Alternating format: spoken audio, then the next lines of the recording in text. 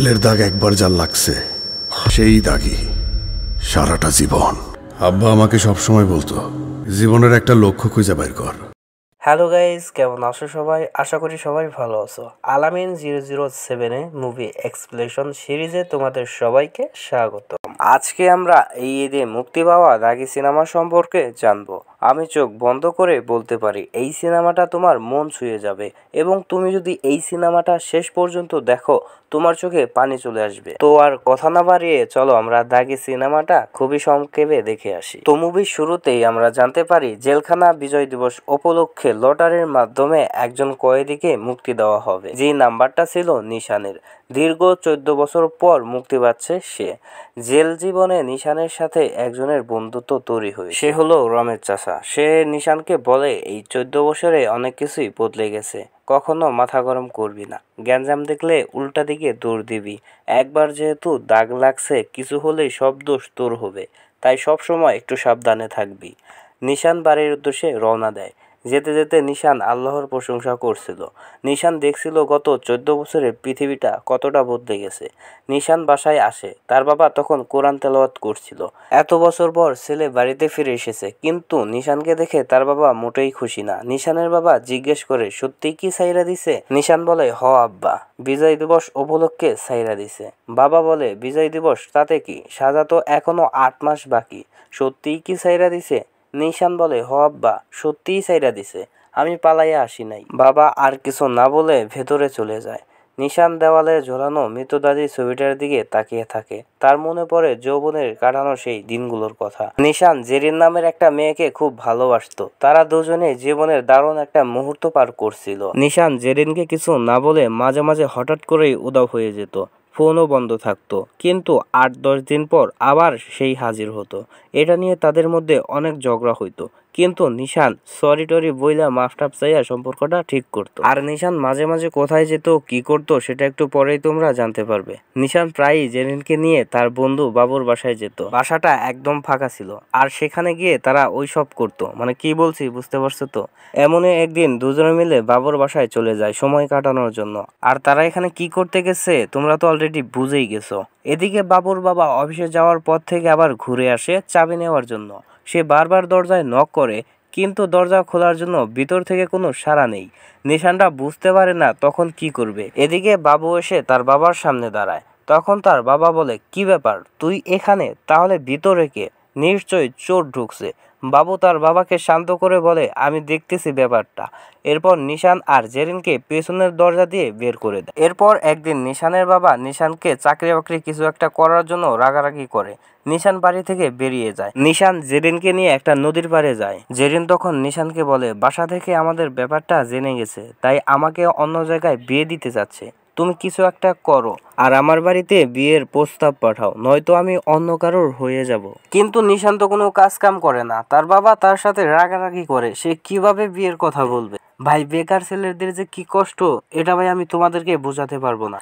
একটা বেকার ছেলের কষ্ট আরেকটা বেকার ছেলেই বুঝবে। না আছে পরিবারের সম্মান, না আছে সমাজের সম্মান। তুমি এখন কাজ করতেছো, তুমি পরিবারের কাছে খুবই ভালো, তুমি কাজ বাদ দাও, তোমার পরিবারের কাছে তুমি নিজে একটা বোঝা হয়ে যাবা। ভাই এটা যদি আমি বলতে যাই আমি বলে শেষ করতে পারবো না। তো যাই হোক, আমি সিনেমায় ফিরে আসি। তো এই অবস্থায় নিশান কিভাবে বিয়ের কথা বলবে? বিয়ে করতে হলে তো কিছু একটা করা লাগবে। নিশান যে মাঝে মাঝে উধাও হয়ে যায়, সে আসলে ইন্ডিয়ায় যাওয়া আসা করে এবং সে ইনলিগাল মালের চোরাচালানের সাথে যুক্ত আছে। নিশান এবার জেরিনকে পাওয়ার জন্য একটা সিদ্ধান্ত নেয়। সে এবার বড় একটা চালান আনবে, অনেক টাকা ইনকাম করে জেরিনকে বিয়ার প্রস্তাব দেবে। এরই মধ্যে জেরিন একদিন নিশানকে বলে যে সামনের 15 তারিখে ছেলেপক্ষ আমাকে দেখতে আসবে, তোমার কিছুই করা লাগবে না, তুমি শুধু একবার আমার বাবার সাথে দেখা করো। কিন্তু নিশান চায় যে সে অল্প দিনে অনেক টাকা ইনকাম করে জেরিনের বাড়িতে বিয়ের প্রস্তাব দেবে। আর তাই সে জেরিনকে কিছু না বলে ইন্ডিয়ায় চলে যায়। সেখানে থাকা নিশানের বস রঞ্জিত নিশানকে বড় একটা চালান দেয়, কিন্তু ওই সময় বর্ডারে খুব কড়াকড়ি পাহারা চলছিল, তাই নিশান তার বসের কাছে কিছুদিন অপেক্ষা করে এবং তার বসের কাছে হিন্দি ভাষা শিখতে থাকে। এদিকে জেরিন নিশানের কোনো খোঁজ না পাওয়ায় একদিন সে নিশানের বাবার অফিসে চলে যায় আর গিয়ে বলে আঙ্কেল নিশান কোথায়? নিশানের বাবা বুঝতে পারে মেয়েটা নিশানের জিএফ, তাই সে জেরিনকে বলে নিশানের আশায় না থাইকা ভালো একটা ছেলে দেখে বিয়ে করে ফেলে। সেদিন জেরিনের বোবা কান্নায় বুকটা ফেটে যাচ্ছিল। দেখতে দেখতে 15 তারিখ চলে আসে। নিশান সিদ্ধান্ত নেয় সে রিস্ক নিয়ে বর্ডার পার হবে। নিশান যখন বর্ডার পার হচ্ছিল বিএসএফ তাদের লক্ষ্য করে গুলি ছুড়তে থাকে। নিশান কোনো মতে বেঁচে গেলেও কিন্তু তার সঙ্গী রবির পায়ে একটা গুলি লেগে যায়, যে কারণে নিশান তাকে নিয়ে হাসপাতালে যায় এবং নিশানের বাড়ি ফিরতে অনেক দেরি হয়ে যায়। বাড়ি ফিরে নিশান বন্ধু বাবুর সাথে দেখা করে, তখন বাবু জানায় জেরিনের বিয়ে হয়ে গেছে। এই কথা শুনে নিশান তো রেগে আগুন হয়ে যায়। সে দৌড়ে জেরিনের শ্বশুর বাড়ি আসে, সেখানে এসে চিৎকার করে জেরিনকে ডাকতে থাকে। তখন জেরিনের হাজবেন্ড সোহাগ নিশানকে শান্ত করার চেষ্টা করে, তখন জেরিন ও তার শাশুড়ি বেরিয়ে আসে। নিশান চিৎকার করে জেরিনকে একটা কথাই জিজ্ঞেস করে, কেমনে পারলি তুই এমন করতে, কেমনে পারলি? বাবু নিশানকে শান্ত করার চেষ্টা করে আর তাকে টেনে নিয়ে চলে যায়। সোহাগ ভিতরে গিয়ে ভদ্রভাবে জেরিনকে জিজ্ঞেস করে, তুমি কি ওর কথাই আমাকে বলছিলে? তুমি তো বলেছিলে ও তোমাকে নিয়ে সিরিয়াস না, কিন্তু ওরে দেখে তো তা মনে হচ্ছে না, ও তোমাকে নিয়ে খুবই সিরিয়াস। জেরিন তখন রেগে বলে, তার মানে আমি কি আপনাকে মিথ্যা কথা বলছি? এবং এই নিয়ে আরো রাগারাগি করে। তখন সোহাগ জেরিনকে ঠান্ডা করে বলে, এই ব্যাপারটা এখনই শেষ করা দরকার। এরপর সোহাগ জেরিনকে নিয়ে নিশানের সাথে দেখা করতে যায়। নিশান জেরিনের সাথে 5 মিনিট কথা বলার জন্য সোহাগের কাছে অনুমতি চায়। নিশান বলে, আমরা একটু আলাদা কথা বলবো। জেরিন বলে, কখনোই না, যা বলার ওর সামনেই বলো। নিশান বলে, আচ্ছা 4 মিনিট। জেরিন রেগে বলে, আমার সাথে কথা বলতে হলে আমার অনুমতি লাগবে, ওর অনুমতি লাগবে না। নিশান বলে, আচ্ছা 3 মিনিট। এবার সোহাগ জেরিনকে নিশানের সাথে কথা বলে ব্যাপারটা শেষ করতে বলে। সোহাগ বাবুকে ডেকে নিয়ে বাইরে চলে যায়। নিশান দরজা বন্ধ করে দেয়, জেরিনকে শক্ত করে জড়িয়ে ধরে। জেরিন নিজেকে ছাড়িয়ে নেয়। নিশান তার শার্টটা খুলে একটা আঘাতের চিহ্ন দেখায় আর বলে, তোর জন্য আমি জীবনের ঝুঁকি নিয়ে বর্ডার পার করে চলে আসছি। নিশান বলে, তুই আমারে ছাইরা যাস না, আমি তোরে ছাড়া বাঁচবো না, আমি এই বিয়ে মানি না, আমি তোরে আজকেই বিয়ে করব। এই কথা বলে জেরিনের পায়ে ধরে। জেরিন তখন বলে, আমি তোর জন্য অপেক্ষা করছিলাম, তুই তো সময় মতো আসিস নাই। নিশান বলে, সোহাগ তোরে নষ্ট করে ফেলছে, আমি তোরে শুদ্ধ করে দেব। এই কথা বলে নিশান জেরিনের সাথে ওইসব করার জন্য জোর করতে থাকে। এদিকে অনেক দেরি দেখে সোহাগ ও বাবু নিশানকে ডাকতে থাকে। এরপর দুজনে দরজা ভেঙে ঘরে ভিতরে ঢুকে আর দেখে জেরিন এক কোণে বসে কাঁদছে। সোহাগের বুঝতে বাকি থাকে না এখানে কি হয়েছে। এরপর সোহাগ নিশানের গালে একটা চর বসিয়ে দেয় এবং তাকে তার কলার ধরে অনেক গালি দিতে থাকে। নিশান তখন সোহাগকে একটা ধাক্কা দেয়। সোহাগ ছাদ থেকে পড়ে যায় এবং একটা রড সোহাগের গলা ভেদ করে বেরিয়ে পড়ে। এইখানেই সোহাগের গল্প শেষ হয়ে যায়। তারপর নিশান পুলিশের হাতে ধরা পড়ে। এরপর নিশানকে আদালতে তোলা হয়। সোহাগের মা চিৎকার করে আদালতে বলতে থাকে, এই অমানুষের বাচ্চাটা আমার পুলাডারে মাইরা ফেলছে, মরার সময় পানি পাবি না রে জানোয়ার, এইসব বলে গালাগালি করতে থাকে। এদিকে জেরিনও আদালতে সাক্ষী দেয়, ও আমার সোহাগকে মারছে, আমার চোখের সামনে মারছে। সারা দেশে নিশানের ফাঁসি চেয়ে স্লোগান শুরু হয়ে যায়। এক পর্যায়ে কিছু জনতা মিলে নিশানদের বাড়িতে আগুন লাগিয়ে দেয় আর সেই আগুনে নিশানের দাদি পুড়ে মারা যায়। মারা যাওয়ার আগে নিশানের দাদি শুধু নিশানের নাম ধরে ডাকতে থাকে। দৃশ্য আবার বর্তমানে চলে আসে। নিশান তার বন্ধু বাবুর সাথে দেখা করতে যায়। বাবু তখন দুঃখ প্রকাশ করে নিশানকে বলে, আমি তোরে দেখতে যাইতে পারি নাই। নিশান তখন বলে, তুই তাও 2 বার গেছিলি, আব্বা তো একবারও যায় নাই। নিশান জেরিনের কথা জানতে চাইলে বাবু বলে, আমি জানি না জেরিন এখন কোথায় আছে। এরপর বাবু জানতে চায় নিশান ডিগ্রি পরীক্ষা দিছিল কিনা। নিশান বলে, দিছিলাম, কিন্তু পাশ করতে পারি নাই। জেলখানায় কি আর পড়াশোনা হয়? জেল হলো একটা জাহান্নাম। এইখানে একজন আরেকজনের পায়ের নিচে ডাবিয়ে রাখতে চায়। কুত্তার মতো গন্ধ সইখা একজন আরেকজনের দুর্বলতা বের করে ফেলে। এবার নিশানের জেলে থাকার দৃশ্যগুলো আমাদের দেখানো হয়। প্রথম অবস্থায় সবাই তার উপরে আক্রমণ করত। ধীরে ধীরে নিশান প্রতিরোধ করা শুরু করে। ইচ্ছা না থাকলেও নিজেকে বাঁচানোর জন্য অন্যর গায়ে হাত তুলত। দৃশ্য আবার বর্তমানে চলে আসে। এরপর নিশান বাড়ি ফিরে আসে। নিশানের বাবা জানায়, এলাকার মানুষ এসে আমাকে শাসিয়ে গেছে। তারা বলেছে কোনো দাগির আসামি এই এলাকায় জায়গা হবে না। বাবা নিশানকে বলে, এবার তো জীবনের একটা লক্ষ্য খুঁজে বের কর, যে লক্ষ্য নিয়ে তুই বাঁচবি। তুই এখান থেকে চলে যা, অন্য কোথাও গিয়ে নিজের মতো করে বেঁচে থাক। পরের দিন সকালে নিশান বেরিয়ে পড়ে। যাওয়ার পথে সোহাগের মায়ের কাছে ক্ষমা চাওয়ার জন্য যায়, কিন্তু নিশানকে দেখেই সোহাগের মা চিৎকার চেঁচামেচি শুরু করে দেয় আর লোকজন জড়ো হয়ে যায়। সোহাগের মা তখন বলে, আমার পোলাডারে মাইরা শখ মিটে নাই, এখন তুই আমারে মারতে আইছস? নিশান কিছু বলার সুযোগ পায় না। এরপর নিশান তার বোনের বাসায় যায়। নিশানকে দেখেই তার বোন জামাই তার বোনের সাথে রাগারাগি করতে থাকে, যেটা নিশান পাশের রুম থেকে শুনছিল। তাই সে আর দেরি না করে সেখান থেকে চলে যায়। অসহায়ের মতো নিশান রাস্তায় রাস্তায় ঘুরে বেড়াচ্ছিল। এরপর নিশান একটা সুপার শপে সেলম্যানের চাকরি নেয়। এবং ছোট একটা বাসা নিয়ে থাকা শুরু করে। একদিন নিশানের বাবা নিশানের সাথে দেখা করতে আসে আর নিশানকে বলে, তোর জন্য একটা পাত্রী দেখছি, মেয়েটা বেশ ভালো, শুধু একটাই সমস্যা, মেয়েটা কথা বলতে পারে না। মেয়ের বাবার অনেক ব্যবসা বাণিজ্য আছে, বিয়ে করলে সেগুলো তোর দেখাশোনা করতে হবে, ঘর সংসার হবে, জীবনের একটা লক্ষ্য হবে। এবার বাকি সিদ্ধান্ত নিশানের ওপরেই ছেড়ে দেয়। এমনিতেই জীবনের ওপর দিয়ে অনেক ঝড় বয়ে গেছে, তাই নিশান তার বাবাকে আর না করতে পারে না। বাবার পছন্দ করা মেয়ের সাথে নিশান একটা রেস্টুরেন্টে দেখা করে। এই মেয়েটার নাম হচ্ছে লিখন। রেস্টুরেন্টে লিখন ও তার কাজিন দেখা করতে আসে। নিশানের চুপ থাকা দেখে তার কাজিন বলে, কি হলো, চুপ করে আছেন কেন? প্রশ্ন করেন। নিশান তখন বলে, আচ্ছা বিয়ের পরেও কি আপনি থাকবেন? সব কথা কি আপনিই বলবেন?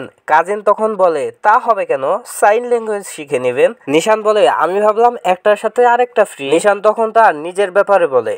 সে বলে, আপনারা হয়তো জানেন না, আমি কিছুদিন আগে জেল থেকে বের হয়েছি, মার্ডার কেসের আসামি ছিলাম। এই কথা শুনে লিখন ও তার কাজিন চমকে যায়। তারপর নিশান বলে, দেখেন আমি হইতাছি পচা শামুক, এই পচা শামুকে পা কাইটেন না। নিশানের এই কথাগুলো লিখন কিভাবে নেয় সেটা বোঝা যায় না, হয়তো নিশানের সততা লিখনের খুব ভালো লাগছে। এরপর একদিন লিখন কাস্টমার সেজে নিশানের সুপার শপে যায় এবং সেখান থেকে একটা চকলেট কিনে বেরিয়ে আসে। নিশান যখন তার ডিউটি শেষ করে বাইরে বের হয় তখন দেখে লিখন তার জন্য দাঁড়িয়ে আছে। এবার তার সাথে আর কাজিন নাই। লিখন এবার নিজের কথা নিজে প্রকাশ করতে শুরু করে। লিখন তার ফোনে লিখে লিখে নিশানকে বোঝাচ্ছিল। লিখন বলে, আমরা কি এখানেই কথা বলবো নাকি অন্য কোথাও? এবার দুজনে হাঁটা শুরু করে। কিছু দূর যাওয়ার পর লিখন থেমে যায়। নিশান পিছনে ফিরে তাকায়। এবার লিখন নিশানকে সুন্দর করে প্রপোজ করে। লিখন তার ফোনে লিখে নিশানকে বলে, আপনার সাথে তো আমার ভালো লাগছে, আপনি এত হ্যান্ডসাম। নিশান কিছু বলার আগেই লিখন বলে, আমার আগেও একটা বিয়ে হয়েছিল, ছেলেটা আমার টাকা পয়সা মেরে আমার কাজিনকে নিয়ে বিদেশ চলে গেছে। লিখন বলে, আমরা দুজন ডানাকাটা দুইটা কাউয়া, জীবন যুদ্ধে হেরে গেছি। যদি আর কোনো মার্ডার করার প্ল্যান না থাকে আগামী কদিনের আপনার বিকালগুলো কি আমাকে দেওয়া যাবে? আমি পথা সম্মুখে ভয় পাই না। নিশান বলে, আচ্ছা ঠিক আছে, আমি ভেবে আপনাকে জানাবো। এরপর দুজন দুদিকে চলে যায়। নিশান বাড়ি ফিরে ক্লান্ত শরীরে বিছানায় শুয়ে লিখনের কথাগুলো ভাবছিল। পরের দিন নিশান যখন তার সুপার শপে যায় তখন সেখানকার মালিক বলে, আপনাকে আর কাজে আসতে হবে না। নিশান বলে, আমার অপরাধটা কি? তখন দোকানের মালিক একটা ভাইরাল ভিডিও দেখায়, যেই ভিডিওতে সোহাগের মা কান্না করে বলতেছে, নিশান জেল থেকে ছাড়া পেয়েছে, ওই আমার ছেলেরে খুন করছে, এবার আমাকে খুন করার জন্য আমার বাড়ি আসছিল, আমাকে হুমকিও দিয়ে গেছে। আমাকে হুমকি দেওয়ার জন্য আমি দেশবাসীর কাছে বিচার চাই। ভিডিওটা দেখে নিশান খুবই হতাশ হয়ে যায়। এমন সময় লিখন তার কাছে আসে তার সাথে কথা বলার জন্য। লিখনকে খুব অপমান করে তাড়িয়ে দেয়। এরপর নিশান তার বোনের বাসায় যায়, কিন্তু গিয়ে দেখে তার বোন জামাই তার বোনকে অনেক অত্যাচার করতেছে শুধুমাত্র নিশানের কারণে। যেটা দেখে নিশান একদম কেঁদে ফেলে আর বলে, আমি আর জীবনে তোর বাসায় আসবো না আপা। নিশান যখন বাড়িতে আসে তখন তার বাবা তাকে জোরে একটা চর বসিয়ে দেয় আর বলে, তুই কেন সোহাগের বাড়িতে গেছিলি? নিশান বলে, আমি মাপ চাইতে গেছিলাম, সেখানে উপস্থিত এলাকার কমিশনার সহ আরো গণ্যমান্য ব্যক্তিরা ছিল। তারপরে আমরা যতদূর জানি তুমি তাকে হুমকি দিতে গেছিলে, তাই যত দ্রুত সম্ভব তুমি এই এলাকা ছেড়ে চলে যাও। আর কোনো উপায় না থাকায় নিশান রাজশাহীতে চলে আসে। এবার নিশান যখন রাজশাহীতে গাড়ি থেকে নামছিল তখনই সে হঠাৎ করে জেরিনকে দেখতে পায়। জেরিন একটা গাড়ি করে চলে যাচ্ছিল। এত বছর পর জেরিনকে দেখতে পেয়ে নিশান পাগলের মতো তার পিছু ছুটতে থাকে। নিশান যখন জেরিনের পিছু ছুটছিল ঠিক তখনই কিছু লোক এসে নিশানকে মুখোশ পরিয়ে কিডন্যাপ করে নেয় আর তাকে আনা হয় এই সময়ে বড় একটা চোরাকারবারি রবির কাছে। রবি হচ্ছে সেই লোক যার সাথে নিশান ইন্ডিয়া থেকে মাল আনতো। রবি তখন নিশানকে বলে, এখন থেকে তুই আমার হয়ে কাজ করবি এবং আমার বাড়িতেই থাকবি। তখন নিশান লক্ষ্য করে পাশে একটা মেয়ে খেলা করছিল। রবি তখন বলে, ওই আমার সৎ মেয়ে, ওর নাম উশুলি। রবি বলে, আমার একটা ছেলেও আছে, একদম আমার মতো দেখতে, তবে উশুলির সাথে তোর চেহারা অনেকটা মিল আছে। এই কথা বলেই রবি হাসতে থাকে আর বলে, কিছু মনে করিস না, আমি মজা করলাম। তারপর সেখানে হঠাৎ করে জেরিন চলে আসে। তখন দুজন দুজনকে দেখে একদম অবাক হয়ে যায়। নিশানের বুঝতে বাকি থাকে না রবি জেরিনকে বিয়ে করছে। এক সময় রবি বাড়িতে ছিল না। তখন জেরিন নিশানকে বলে, তুমি আবার কেন আমার জীবনে চলে আসছো? আজ এক্ষুনি এখান থেকে চলে যাও। যে রাতে সোহাগ মারা গেছে ওই রাতের ঘটনাকে মনে করে নিশান জেরিনকে বলে, আচ্ছা কুশলী আসলে কার মেয়ে, আমার নাকি সোহাগের? জেরিন তখন বলে, কুশলী সোহাগের মেয়ে। এখন তুমি যদি এখান থেকে না যাও তাহলে আমি কুশলীকে বলে দেব তুমি ওর বাবার হত্যাকারী। নিশান বলে, আর কেউ না জানুক, তুমি তো জানো ওটা একটা অ্যাক্সিডেন্ট ছিল। জেরিনকে কোনো মতো বুঝিয়ে নিশান রবির বাড়িতে থাকা শুরু করে। কুশলী রবির সৎ মেয়ে হওয়ায় তার প্রতি একটা খারাপ নজর ছিল, কিন্তু নিশান রবির এই কুকর্মে বাধা হয়ে দাঁড়ায়। যে কারণে নিশানের প্রতি কুশলীর ভালো একটা ধারণা সৃষ্টি হয় এবং দুজনের মধ্যে ভালো একটা বন্ধুত্ব তৈরি হয়। একদিন রঞ্জিত মানে নিশানের বস তাকে ফোন করে বলে, শুনলাম তুই নাকি রবির বাড়িতে আসিস, ওই আমার টাকা মাইরা বড় লোক হয়েছে, তুই ওর দলেই থাক, ওই কি করে না করে সব খবর আমাকে দিবি। একদিন রবি নিশানকে জিজ্ঞেস করে, রঞ্জিত কি তোকে ফোন টোন দেয়? নিশান তখন না করে। নিশান কুশলীকে দেখার পর তার প্রতি একটা অদ্ভুত রকমের টান অনুভব করতে থাকে। তার মনে হয় কুশলী তার নিজেরই মেয়ে। নিশান কুশলীর হাতে একটা বাঁশি দিয়ে বলে, কখনো কোনো বিপদে বললে এই বাঁশিতে ফু দিলেই আমি সেখানে চলে যাব। একদিন কুশলী তার দাদিকে ফোন করে বলে, এখানে তার ভালো একটা বন্ধু হয়েছে, তার নাম হচ্ছে নিশান। এই কথা শোনার পর কুশলের দাদি যত দ্রুত সম্ভব রবির বাড়িতে চলে আসে। এসে নিশানের সাথে খারাপ ব্যবহার করতে থাকে। শুধু নিশানের সাথে না, জেরিনের সাথেও রাগারাগি করে বলে, তুমি নিশানের সাথে যোগাযোগ করছো তাই না? আমি কিন্তু কুশলীর সবকিছু বলে দেব, বলবো নিশানই তার বাবার হত্যাকারী। এসব কথা শোনার পর জেরিন নিশানের সাথে আরো খারাপ ব্যবহার করতে থাকে এবং তাকে বলে, তুমি এখনই এই বাড়ি ছেড়ে চলে যাও। নিশান বলে, আমার আব্বা সবসময় আমাকে বলতো জীবনের একটা লক্ষ্য খুঁজে বের কর। আমি কোনো লক্ষ্য খুঁজে পাই নাই, কিন্তু আজ মনে হইতেছে আমি আমার লক্ষ্যটা খুঁজে পেয়েছি। সেটা হলো কুশলী। ও আমার রক্ত, কিন্তু ও বড় হবে তোমার পরিচয়ে। আমি শুধুমাত্র একটা বডিগার্ডের মতো ওরে পাহারা দিয়ে নিরাপদে রাখার চেষ্টা করব, আর সব খারাপ মানুষের হাত থেকে ওরে রক্ষা করতে পারলেই আমার জীবনটা সার্থক হবে। এরপর রবি নিশানকে দিয়ে তাদের বস রঞ্জিতের সাথে কথা বলায়। নিশান রঞ্জিতকে বলে, টাকার জন্য রবি আর আপনার মধ্যে ঝামেলা চলতেছে। দাদা, আপনি বাংলাদেশে আসেন, রবি আপনার সব টাকা পরিশোধ করে দেবে। টাকার কথা শুনে রঞ্জিত বলে, ঠিক আছে আমি আসব, আর মনে রাখিস আমি কিন্তু বেইমানি পছন্দ করি না। এরপরে রবি নিশানকে নিয়ে রঞ্জিতের সাথে দেখা করতে যায়, কিন্তু রবির অন্য প্ল্যান ছিল। সে রঞ্জিতকে ডেকে এনে তাকে শেষ করে দেবে। রঞ্জিত যখন আসে রবি তখনই গোলাগুলি শুরু করে দেয়। রঞ্জিতের পায়ে একটা গুলি লাগে, আর সেই অবস্থায় রঞ্জিত পানিতে ঝাঁপ দিয়ে দেয়। নিশান আর এইরকম ঝামেলায় জড়াতে চায় না, তাই সেও পানিতে লাফ দিয়ে কোনো মতে পালিয়ে যায়। রঞ্জিত কোনো মতে পালিয়ে বাঁচে, আর সে মনে করে নিশান এবং রবি দুজন মিলেই তার সাথে বেইমানি করছে। তাই রবিকে শায়েস্তা করার জন্য কৌশলীকে রবির মেয়ে মনে করে কিডন্যাপ করে নেয়। কুশলীকে কোথাও খুঁজে না পেয়ে জেরিন ও নিশান প্রায় পাগল হয়ে যায়। পরে নিশান বুঝতে বাকি থাকে না রবি ও রঞ্জিতের ঝামেলায় কুশলীর বলি হয়েছে। তাই নিশান রবিকে ধরে মারতে থাকে আর রঞ্জিতের সব টাকা ফেরত দিতে বলে। রবি কিছুতেই টাকা দিতে রাজি হচ্ছিল না। তখন নিশান রবিকে শেষ করে দেওয়ার কথা বলে। এবার মৃত্যুর ভয়ে রবি রঞ্জিতের সব টাকা দিতে রাজি হয়ে যায় এবং নিশানকে সব টাকা বুঝিয়েও দেয়। এরপর নিশান টাকার ব্যাগ ও জেরিনকে নিয়ে একটা গাড়িতে উঠে। তখন কুশলীর দাদিও গাড়িতে উঠে পড়ে। তারপর তারা একটা রেল স্টেশনে যায়। সেখানে কেউ ছিল না। একটা ছেলে এসে নিশানের হাতে একটা ফোন দিয়ে যায়, আর রঞ্জিত সেই ফোনে কল দিয়ে বলে, তোরে আমি অনেক বিশ্বাস করছিলাম, কিন্তু তুই আমার সাথে বেইমানি করলি। নিশান বোঝানোর চেষ্টা করে, রঞ্জিত দা আমি বেইমানি করি নাই, রবি আমাকে ফাঁসিয়েছে, আমি তোমার টাকা নিয়ে আসছি। রঞ্জিত বলে, তাহলে রবিকে আসতে বল, রবি আসবে ওর মেয়েকে নিয়ে যাবে। নিশান বলে, রবি আসবে না দাদা, কুশলী ওর মেয়ে না, কুশলী আমার মেয়ে, আমি ওর বাপ। নিশান জানতে চায় টাকা নিয়ে কোথায় আসবো। রঞ্জিত বলে, বর্ডারের কাছে মাটিকাটা নামে একটা গ্রাম আছে, ওইখানে টাকা নিয়ে আসবি। টাকা পয়সা নিয়ে আমি তোর মেয়েকে ছেড়ে দিব, কিন্তু তোকে ছাড়বো না, কারণ তোর জন্য আমার 2টা লোক মারা গেছে। বেইমানে আমি একদমই পছন্দ করি না, একলা আসবি তুই। নিশান ফোন রেখে গাড়ি থেকে টাকার ব্যাগটা নেয় আর জেরিনকে বলে, এখন বুঝতে পারতেছি জীবনের লক্ষ্য। আমার একটু কষ্ট লাগতেছে না, বরং শান্তি লাগতেছে। বারবার মনে হইতেছে কিছু তো একটা রাইখা যাইতে পারতাছি। নিশান জেরিনকে বলে, কুশলীরে খুব ভালো করে মানুষ করবা। জেরিন নিশানের হাত ধরে কেঁদে ফেলে আর বলে, কুশলী তোমার মেয়ে না নিশান, তোমার মতো আমারও সন্দেহ ছিল, তাই আমি কুশলীর ডিএনএ টেস্ট করছি, ও সোহাগের মেয়ে। এই কথা শুনে নিশান তো অবাক হয়ে যায়। হঠাৎ তার বুকে যেন একটা পাথর চাপা দেওয়া হয়েছে। নিশান কান্না ভেজা কণ্ঠে বলে, জেরিন ডিএনএ টেস্ট ভুল হয় না? জেরিন বলে, না নিশান, ওর দাদির সাথে হুবহু মিলে, কিন্তু তোমার সাথে একবারও মিলে না। শুধু শুধু নিজের জীবনটা দিও না নিশান, তুমি থাকো, আমি ওদের টাকাটা নিয়ে যাই। ওদেরকে অনুরোধ করি। নিশান আর নিজেকে ধরে রাখতে পারে। নিশান একটু আড়ালে গিয়ে চিৎকার করে কাঁদতে থাকে। নিশান বলতে থাকে, সোহাগের মা, জেরিন আর আমার দাদি এই অপরাধের বোধের একটা পাথর না আমার বুকে চাপ দিয়ে ধরে রাখে। তখন নিশান তার বাবাকে ফোন করে বলে, আব্বা আপনি আমাকে মাফ করে দেন। তার বাবা বলে, নিশান আমি তোরে বলতে গিয়েও বলতে পারি নাই, আমি তোরে কখনো ঘৃণা করি নাই, আমার মা তোরে মাফ করে দিছে, আমি কেন তোরে মাফ করব না? তোর দাদি নিশান নিশান করতে করতে মারা গেছে, আমি তোরে মাফ করে দিয়েছি বাবা। এই কথা শুনে নিশানের একটু হালকা লাগে। ভাই এই সিনগুলো অনেক ইমোশনাল ছিল, তাদের কথাবার্তা শুনে আমার চোখেই পানি চলে আসছিল, এতটা ইমোশনাল ছিল। এরপর নিশান টাকা ভরা ব্যাগ নিয়ে বেরিয়ে পড়ে রঞ্জিতের উদ্দেশ্যে। রঞ্জিতের দেওয়া ঠিকানায় নিশান পৌঁছে যায়। নিশান দূর থেকে বলে টাকা নিয়ে আসছি, এবার কুশলীকে ফেরত দাও। রঞ্জিতের লোক এসে টাকার ব্যাগ নেয় আর রঞ্জিত কুশলীকে সামনে যেতে দেয়। কুশলী তখন বলে ওরা বলেছিল তোর বাপ আসবে তোকে নিতে, তাহলে তুমি কি আমার বাবা? নিশান কিছু বলার আগেই রঞ্জিত কুশলীকে টান দেয় আর নিশানকে শুট করতে চায়। তখন কুশলী রঞ্জিতের হাতে আঘাত করে তার গানটা ফেলে দেয়।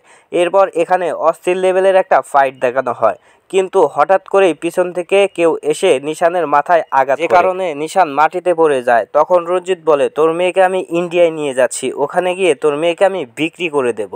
রঞ্জিত কুশলীকে নিয়ে যাচ্ছিল, কিন্তু তাকে বাধা দেওয়ার মতো শক্তি নিশানের ছিল না। রঞ্জিত কুশলীকে নিয়ে প্রায় বর্ডার পার হবে, ঠিক তখনই নিশান কোনো মতে উঠে দাঁড়ায় আর একটা ঠেলা গাড়িতে আগুন লাগিয়ে রঞ্জিতের দিকে নিয়ে যায়, যে কারণে বর্ডার গার্ডরা তাদের সবাইকে দেখতে পায় এবং তাদের উপরে ফায়ার করতে থাকে। রঞ্জিত তখন কুশলীকে ছেড়ে দিয়ে কোনো মতে পালিয়ে যায়, কিন্তু নিশানের গায়ে একটা গুলি লাগে। কুশলী নিশানকে ধরে নিয়ে রওনা দেয়। এরপর নিশান কুশলীকে জেরিনের কাছে ফিরিয়ে দেয়। তখন নিশানের অবস্থা আরো বেশি খারাপ হয়ে পড়ে। নিশান মাটিতে পড়ে যায়। সোহাগের মা দৌড়ে গিয়ে একটা ঠেলা গাড়ি নিয়ে আসে আর নিশানকে বাঁচানোর চেষ্টা করে।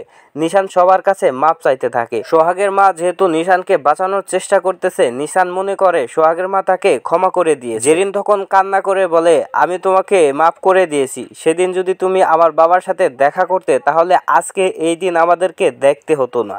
জেরিন, কুশলী আর কুশলীর দাদি নিশানকে বাঁচানোর জন্য ঠেলা গাড়িতে করে ডাক্তারের কাছে নিয়ে যাচ্ছিল, কিন্তু অনেক দেরি হয়ে গেছে। নিশানের জীবনের সুখের স্মৃতিগুলো তখন তার চোখের সামনে ভাসতে থাকে এবং কল্পনা করতে থাকে সবাই তাকে মাফ করে দিয়েছে।